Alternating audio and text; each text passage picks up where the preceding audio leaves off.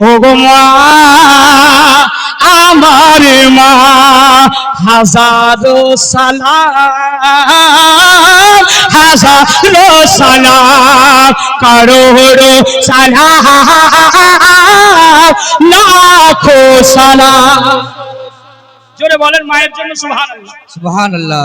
ও কেমন করে ঘুমাও তুমি ও গো আমার বাবা তোমায় হাজারো সালাম কারো সালাম কারো সালাম কারো সালাম বাবা আছে পাবে তুমি বাতে বৃক্ষের ছায়া।